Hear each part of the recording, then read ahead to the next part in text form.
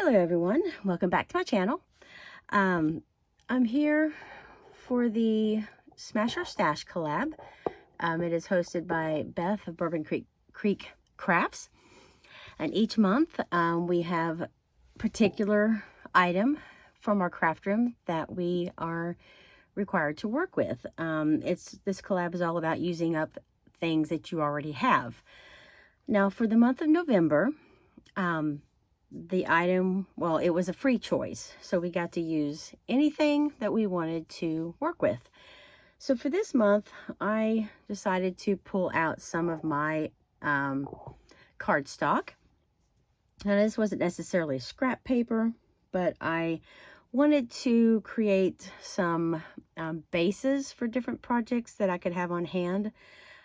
Just some things that, take a little bit of time when you're trying to prep like cards or ATCs or other projects. It's nice to have things already kind of pre-prepped for you. So what I did, I just took white and black. I'm probably going to do some more of this in some colored cardstock as well. But for now, I just made a nice chunk of like white and black. I'll go through these real fast. I'll start from the bottom and work my way up to the smaller pieces. These sizes right here are, they are to like card mats to go on 5-inch square cards. Now I didn't do mats for 6-inch square. I don't make a whole lot of 6-inch square cards. I do like to make smaller squared cards like the 5-inch and the 4-inch and 3-inch. So I did make mats for those sizes. I just did, like I said, I just used some black and some white. And as you can see here, that's about how much I got of each one. 1, 2, 3, 4. There's about 5 white and close to about 5 of the black ones. Just so that I'll have that on hand. Let me try to pull this back a little bit so it shows up a little. It's not quite so close. And trying not to show too much of my messy craft table. But this is, so these are for 5-inch square cards. And that way I've got a card base. I can just pop one of these on the front, or even to have mats for like the insides of cards if I didn't need a mat on the front of the card. So I've got the black and white for the 5-inch square cards. The next size down I have are for just the standard A2 cards, which are 4 1/4, 5 1/2. So these mats here are 4 across by 5 1/4 tall. And here's what I did with those. So I have quite a bit more of the white because I was using a few pieces of 12 by 12 white cardstock. And then I had the 8 1/2 by 11 in the black because I don't have any of the 12 by 12 in black right now. So I was able to get a lot more bases out of the white. But that is what I made for the 4 1/4 by 5 1/2 cards. So I've got these mats ready to go.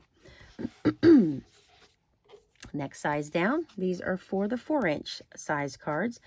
And I've noted I've got to change my blade because I'm having a little bit of the little fuzzies on the edge of these papers. So I need to trim these up a little bit. But these are 3 3/4 inch square. And I did about an even number of the white and the black. So that's for 4-inch square cards. The next size down is for 3-inch square. So I was able to get a lot more out of these because I was able to use the smaller leftover pieces after I got the larger mats cut.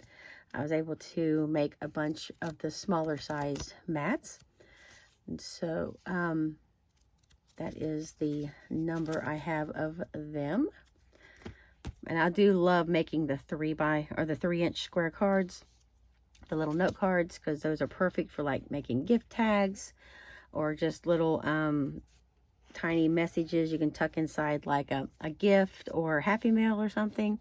And they're just a lot of fun. I love making the small 3 by 3 cards. And then I had a bunch of strips that were just a hair over 2 1/2 inches wide. So I just cut them down to 2 1/2 by 3 1/2. And I've got a bunch of ATC bases.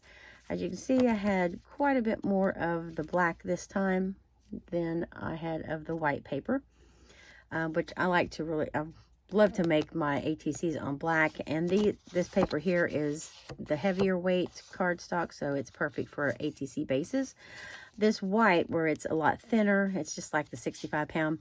What I would do with this is just cut like a pattern paper and I'd put another sheet of paper on top of this, but this gives me a nice base to build from. So there are my ATC bases. And then, since I had little strips, skinny strips left over that were about 1.5 inches, I just decided to cut them down even smaller, and I made little 1-inch squares. So I will have bases on hand for inchies, which I haven't made any for a long time, but they're a lot of fun. And for anyone out there who does not know, an inchie is a 1-inch square little piece of art, kind of like an ATC, but in 1-inch size. And it looks like it might be difficult to work with these, but they are so much fun to see what you can create on this little canvas. And then the next size up are 2-inch square pieces called twinchies, but I didn't have any leftover scraps that were big enough to cut out 2-inch squares, because the strips that I had remaining by the time I cut all these other bases out were this size, and they're just a little, like maybe around 1.5 inches or just a little bit under that. So I was able to come down to 1-inch square, but not, you know, I didn't have any leftovers that were big enough for the 2-inch squares, so couldn't get any twinchy bases.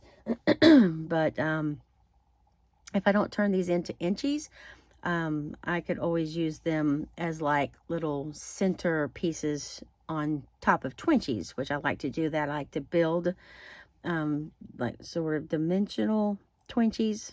Take the twinchie and then top it with a decorated inchie, or just, you know, some kind of cute little 1-inch design that will fit nicely in the middle of a 2-inch twinchie.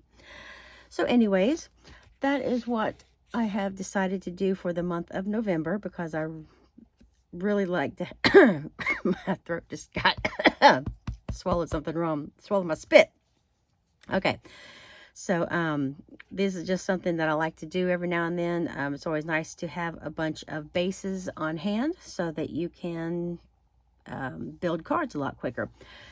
And then, of course, these leftover pieces here will be used for like stamping sentiments on. And I've got a bunch of black squares or strips as well.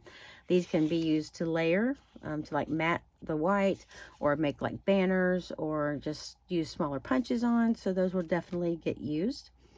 But anyways, that is my share for this month for the Smash or Stash collab.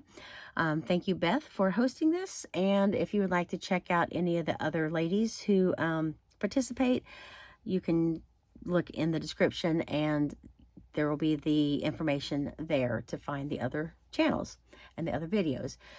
I hope everyone's been having a great start to your month of November so far, and I will see everyone in my next video.